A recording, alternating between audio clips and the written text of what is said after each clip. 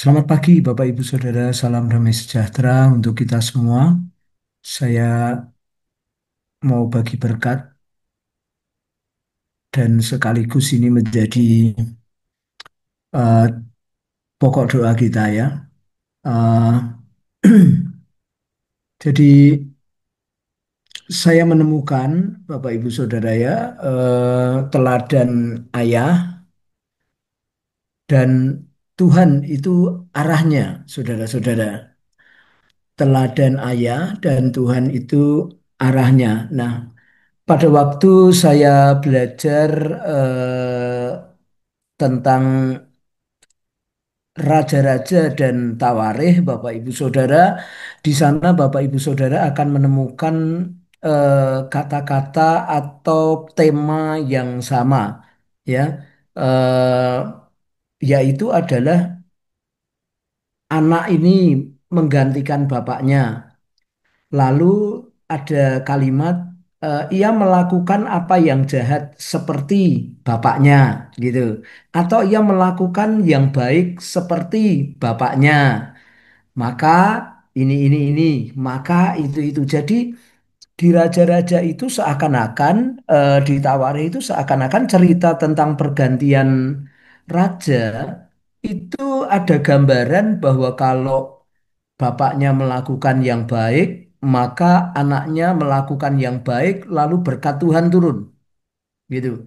Dan kalau bapaknya melakukan yang jahat di mata Tuhan, maka anaknya lebih jahat, ya.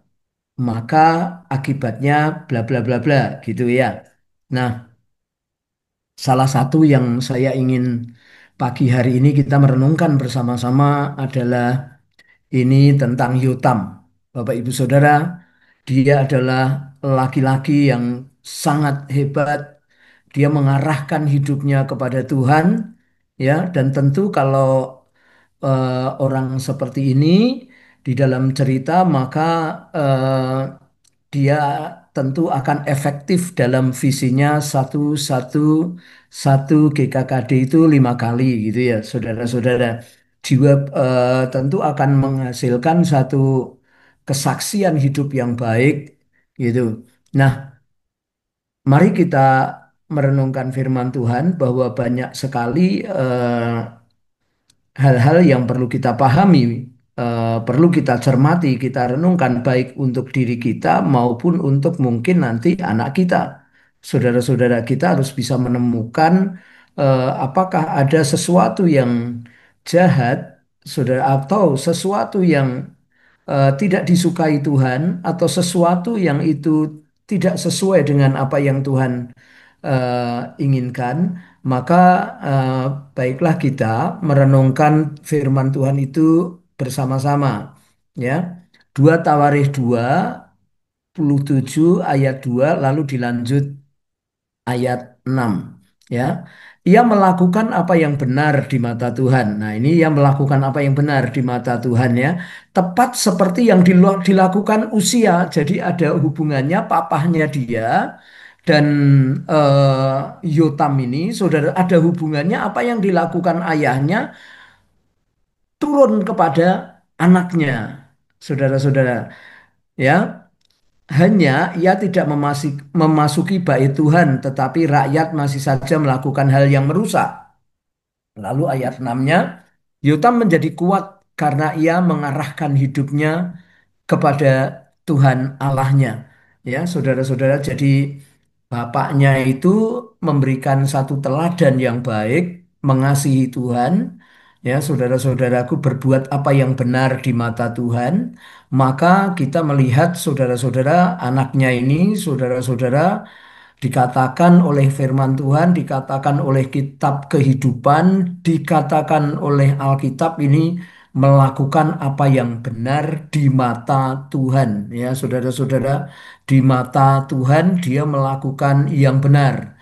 Ya, bukan di mata manusia, di mata Tuhan. Dan ayat 6 mengatakan bahwa karena itu dia menjadi kuat.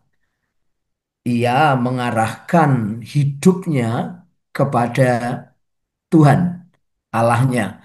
Ini betul-betul luar biasa bagi saya, Bapak Ibu Saudara tentu juga eh, kalau membaca terus, menyelidiki terus, maka Bapak Ibu Saudara akan menemukan bahwa rupanya ada hubungan perilaku kita dengan anak kita atau perilaku kita dengan bapak kita. Gitu, itu ada hubungannya. Dan ada hubungannya orang yang memandang Tuhan, saudara-saudara, dan dikatakan dia menjadi kuat. Ya, orang yang memandang, mengarahkan hidupnya kepada Tuhan, dia menjadi kuat. Nah, Bapak Ibu Saudara, Yotam mendapat teladan dari Tuhan, saudara-saudara dan ayahnya. Ya, Yotam melakukan di mata Tuhan karena melihat ayahnya. Ia melakukan apa yang benar di mata Tuhan sejak usia itu hidup ayahnya itu. Jadi apa yang dikerjakan oleh ayahnya lalu melihat kitab, maka perbuatan ayahnya itu meneguhkan, itu menjadi satu kitab hidup, itu menjadi satu eh, tolok ukur hidup bahwa oh ternyata benar yang tertulis, ayahku melakukan itu gitu. Bapak Ibu Saudara ya. Nah, Yotam mengarahkan hidupnya kepada Tuhan. Yotam akhirnya menjadi kuat karena ia mengarahkan hidupnya kepada Tuhan. Kekuatan Yotam bukan dari kekuatan dirinya, tetapi karena hidupnya dia diarahkan kepada Tuhan. Nah, mari kita lihat satu-satu, saudara-saudara, ya, teladan ayahnya dalam iman ini, saudara menjadikan dia pendoa bagi keluarga dan gereja. Ya, saudara-saudara, jadi kalau ayahnya ini menjadi pendoa, menjadi teladan ya, saudara-saudara di keluarga, di gereja, dia menjadi pendoa bagi keluarganya, bagi gereja, maka anaknya itu akan mengikuti. Ya, saudara-saudara. Eh, Penafkah yang kedua ya. Kalau Bapak Ibu Saudara membaca Daud mengumpulkan banyak emas, perak, harta yang banyak untuk anak-anak, untuk si Salomo membangun bait Allah itu juga satu teladan. Melayani jiwa-jiwa ya saudara-saudara, melayani jiwa-jiwa. Apakah kita atau papa kita melayani jiwa-jiwa itu berpengaruh sekali terhadap kita dan terhadap anak kita, saudara-saudara ya. Menjadi jadi melayani jiwa-jiwa. Yang keempat adalah menjadi inisiator dalam segala hal, ya, menjadi inisiator dalam segala hal. Dan yang kelima, menjadi gambaran yang kuat di dalam kasih. Nah, Bapak Ibu Saudara yang dikasih Tuhan, ini harus seimbang memang menjadi pendoa bagi keluarga dan gereja, ya, penafkah, melayani jiwa-jiwa. Saudara-saudara ini harus tentu di dalam melayani jiwa-jiwa ini kita harus membuat jiwa-jiwa yang tadinya mungkin tidak ke gereja, tadinya tidak melayani, melayani, ya, itu tugas kita, ya.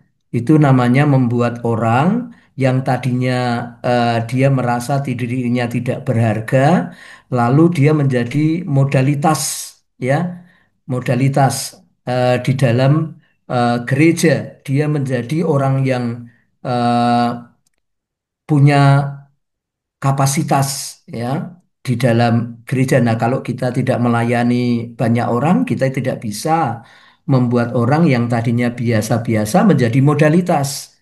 Nah, kalau kita suka melayani, maka itu menjadi modalitas, bahkan bisa membantu misi, dan itu disebut sodalitas. Tentu Bapak-bapak hamba Tuhan harus tahu hal-hal yang demikian, ya, saudara-saudara. Jadi eh, itu yang harus kita kerjakan.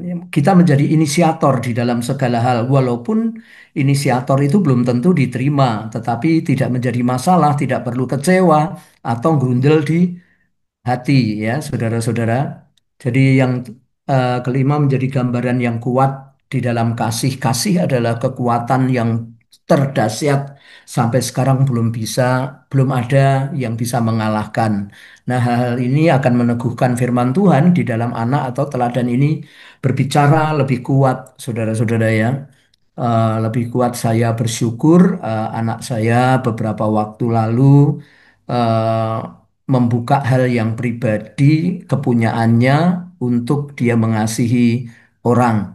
Ya, jadi saya bersyukur untuk itu.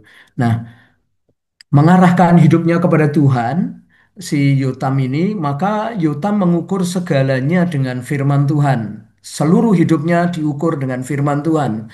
Yang kedua, mencocokkan hidupnya dengan Tuhan. Jadi dia tidak mencocokkan hidupnya dengan yang lain karena dia mengarahkan hidupnya kepada Tuhan. Dan yang ketiga, tujuan hidupnya adalah memuliakan Tuhan. Tujuan hidupnya dia adalah memuliakan Tuhan, tidak memuliakan yang lain, tidak memuliakan. Nah, dia tidak terpengaruh dengan hal-hal yang duniawi, tapi dia sangat terpengaruh dengan kehendak Tuhan, tujuan Tuhan. Saudara-saudara, dia akan terpengaruh di sana. Ya, kemudian yang keempat, Tuhan menjadi kesukaannya. Jadi Tuhan menjadi kesukaannya, bukan hobi ya, bukan lagi cari kesukaan di dunia ini, tetapi kesukaannya adalah Tuhan itu sendiri. Mengekspresikan, mengasihi Tuhan dimanapun, di gereja atau kembali kepada jiwa-jiwa. Nah, mari Bapak Ibu Saudara, kita mengarahkan hidup kita kepada Tuhan dan kita menjadikan Tuhan sebagai tolok ukur kita. Ya, saudara, dan itu semua saudara-saudara bersyukur kalau Anda semua diberi teladan oleh bapak pendahulu atau kakek pendahulu. Ya, saudara-saudara, ada yang menasehati dan menegur Anda, tetapi kalau enggak, masih ada yang kedua, mengarahkan hidup kita kepada Tuhan. Mari kita berdoa.